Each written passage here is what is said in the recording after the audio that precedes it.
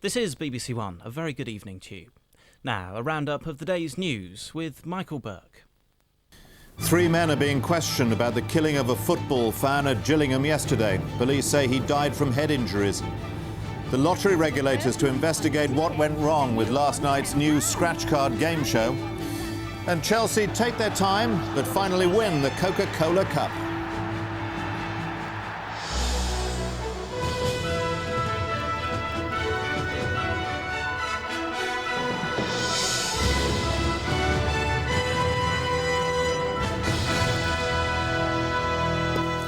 Good evening. Police in Kent have been examining videotapes from security cameras at Gillingham's football ground following the murder of a supporter there yesterday. Matthew Fox, who was 24 and came from Purley in Surrey, died from head injuries when fighting broke out after the second division match between Gillingham and Fulham. 3 men are still being questioned about the murder. At the corner of an alleyway outside Gillingham's Priestfield ground, the police examination of the spot where Matthew Fox was killed continued throughout the day. An abandoned ambulanceman's cap, apparent evidence of the urgency of the emergency services efforts to save his life. As flowers from both Gillingham and Fulham supporters began to be left outside the ground as a mark of respect, relatives of the 24-year-old from Purley went to the scene.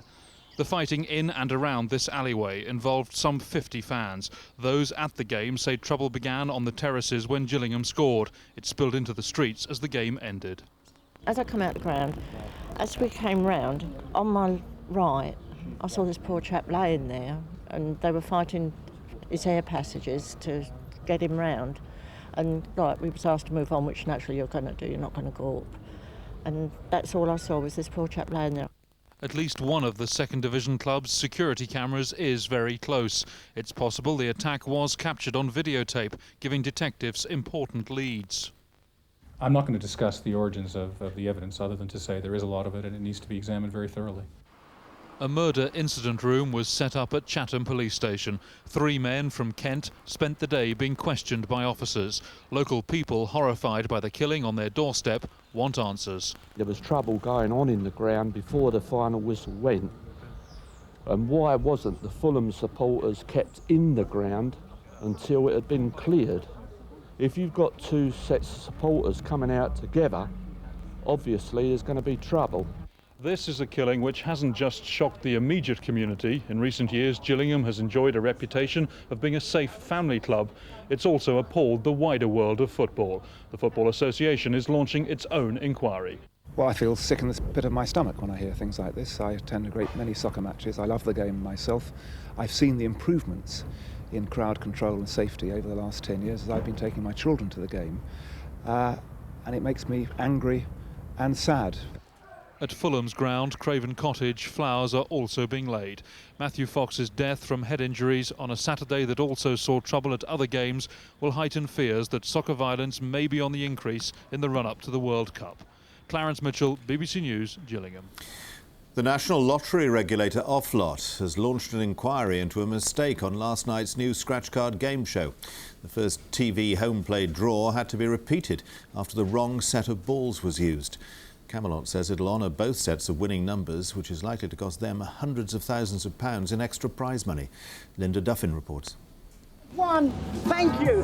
Thank you. The advertisements for the new TV scratch card hyped the show, but rather more people are jumping for joy today than the lottery operators bargained for. A mistake involving the wrong set of balls is going to cost Camelot hundreds of thousands of pounds in extra payouts. The TV home play draw, which had its first outing on BBC One last night, involves viewers at home trying to match numbers on £2 scratch cards with 4 numbers selected in the televised draw. The error came on the third draw when balls numbered between 21 and 40 were used instead of a full set of numbers from 21 to 50.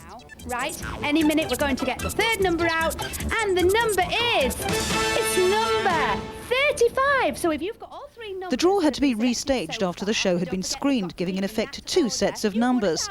Camelot says it'll honour both sets, and the cash for the extra payouts will come out of its profits, not from the lottery's charity fund.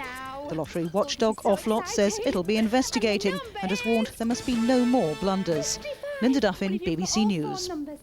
The Conservatives are demanding an inquiry into claims that Labour considered raising funds by inviting wealthy supporters to number 10. The government says the claims are based on a leaked document about ideas that were rejected at an early stage. Celebrity-studded parties at Downing Street have attracted attention, but Conservatives are now claiming the Labour Party plan to use invitations to Number 10 as a means of raising money. They say they've obtained a strategy document from May 1997 outlining the proposals, and say the way relationships have developed between the Prime Minister and some in the business community suggests the plan has been adopted. If you want access to 10 Downing Street and you want the government to help you, the line is, you better give money to the Labour Party or support the Labour Party. That is, if not corrupt, extremely sleazy, and we need a full statement about this. Conservatives recall the controversy over £1 million gift to Labour from Bernie Ecclestone, the Formula One boss, and they allege the media tycoon Rupert Murdoch, once a sworn enemy of the Labour Party, and whose Sun newspaper switched to them at the election, recently received privileged access to Tony Blair to seek advice on an Italian media bid. But Labour insists no favours or preferential treatment are on offer to anyone, and they say the document obtained by the Tories never became policy. This was a paper that was prepared by a middle-ranking official as a proposal. The moment it got anywhere near senior officials, they said this is completely inappropriate, not something that any party, any government should do. It was spiked and no more was heard of it. The Labour Party is determined to bat away any allegations of so-called cash for favours, but the issue of party donations remains a sensitive one, as speculation continues about the level of access granted by the Prime Minister to big business figures like Rupert Murdoch. Carolyn Quinn, BBC News in Downing Street. The Foreign Secretary Robin Cook says he's delighted to be marrying his former Diary Secretary Gaynor Regan. The wedding next month will be at Chevening House, the Foreign Secretary's official residence, where the couple posed for photographs this afternoon. Mr Cook, whose divorce was finalised 2 weeks ago, said he hoped to make his partner as happy as she makes me. One of Ireland's largest religious orders has issued a public apology for past sexual and physical abuse of pupils in their schools. The Irish Christian Brothers took a full-page advertisement in papers today, admitting to abuse by some of its members over many years. The Christian Brothers have been at the heart of Ireland's education system for more than 150 years. The Prime Minister was educated by them, and so were many in his cabinet. But the Christian Brothers had a reputation as tough disciplinarians, and they now agree that discipline sometimes amounted to brutality. We're putting our hands up and saying, yes, that happened. Not for everybody, but for some. There was undue and excessive corporal punishment, and sadly, on a few occasions, even sexual abuse. The religious order has sought to make a very public confession of past wrongdoing. In full-page newspaper advertisements today, the brothers said some complaints of abuse had been ignored in the past. They've now set up free phone helplines, both here in Ireland and in the United Kingdom. It's a watershed. Physical punishment was abolished in Irish schools by departmental regulation in 1982. It was made a criminal offence last summer in 1997. But it has cast a long shadow on the way we look at children and childhood. Today's statement is unprecedented and may even have been issued against legal advice. In all the controversy about child abuse in Ireland, the Christian Brothers are the first organisation to come straight out, unprompted, and say, we did it. Leo Enright, BBC News, Dublin. The latest victim of Northern Ireland's violence has been buried in Armagh. Cyril Stewart, who was a retired RUC reservist, was shot dead by the Irish National Liberation Army while he was out shopping with his wife in the city centre on Friday night. His death was described as an act of callous brutality by the minister taking the funeral service. Chelsea have won the CocaCola Cup final. They beat First Division Middlesbrough 2-0 at Wembley this afternoon, with 2 goals in extra time. For Middlesbrough, Paul Gascoigne made his debut as a second-half substitute, but the day belonged to Chelsea. There were early surprises from both sides at Wembley. The new Chelsea manager, Gianluca Vialli, left himself out of the team. Middlesbrough had Paul Gascoigne on the bench, but started the match at a sprint. They were determined not to be caught cold, as they were in last year's FA Cup final, but Neil Maddison's effort was as close as they came to scoring. Chelsea again proved the quality team, and Lassau's cross leading to a Mark Hughes special, the first of several occasions when they might have taken the lead. Even when Zola beat Schwarzer in the Middlesbrough goal, the bar kept the scores level. Middlesbrough's wild card, Paul Gascoigne, couldn't supply the inspiration. Instead, his return to English football resulted in a booking within 5 minutes. Chelsea needed extra time to settle the issue when Dennis Wise and Frank Sinclair combined to put them ahead. A goal from homegrown talent before the Italian connection again proved priceless for Chelsea. Zola's corner found Di Matteo sneaking between the defenders, and Chelsea had given Vialli his first trophy after 5 weeks in the manager's job. The CocaCola Cup means another campaign in Europe next season. Neil Bennett, BBC News. The British boxer Lennox Lewis has retained his WBC heavyweight title against the American Shannon Briggs in Atlantic City. Despite being in trouble in the opening round, Lewis came back strongly. The referee stopped the fight in round 5 after Briggs had been knocked down for the 4th time. Wigan are through to the final of Rugby League's Challenge Cup after beating London Broncos by 38 points to 8 at the McAlpine Stadium in Huddersfield. The Lancastrians dominated this afternoon's semi-final, scoring 6 tries to London's 2. They'll now play Sheffield Eagles at Wembley on May the 2nd. Nick Knight and Alex Stewart took England to a record opening stand in the first one-day international against the West Indies. Knight went on to make a century in an England total of 293 for 5 off their 50 overs. In reply, the West Indies have made a quick start but only have 6 wickets left.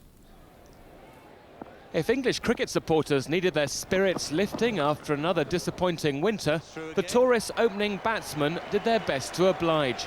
Nick Knight, absent from the squad which lost the Test series, was a chief tormentor of a West Indian bowling attack which hadn't seen anything like this for a while. Knight hit 4 sixes as he raced to his 3rd one-day international century. When Walsh removed Alex Stewart, the opening pair had put on 165 runs. And the quick scoring rate was maintained by the lower order batsmen too, as England set the West Indies a target of 294 to win. But the tourists' fast pace was exceeded by the West Indies at the start of their innings. The home side's problem, though, was that they were losing wickets. Both opening batsmen went cheaply, although that hardly seemed to matter when it meant that a player of Brian Lara's quality arrived at the crease. He's put the West Indies in a strong position. A few moments ago, they needed 116 more runs to win from 22 overs with 6 wickets in hand. James Pearce, BBC News. The Women's Cricket Association has voted to end 71 years of independence by merging with their male counterparts at the England and Wales Cricket Board. The vote in Birmingham produced the necessary 2/3 majority, with 97 votes in favour, 1 vote against and 30 abstentions. The decision will mean more money for the women's game. Mika Hakkinen has extended his Formula One Drivers' Championship lead to 8 points after sweeping to victory in the Brazilian Grand Prix in Sao Paulo today. The Finn led from the start as he and his McLaren teammate David Coulthard dominated the race again. It was his 3rd Grand Prix victory in a row and the 3rd successive time both drivers had finished in the top 2.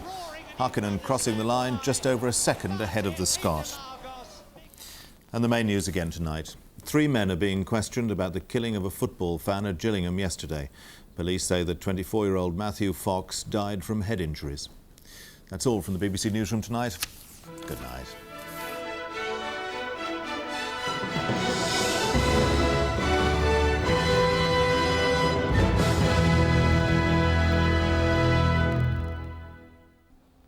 Good evening.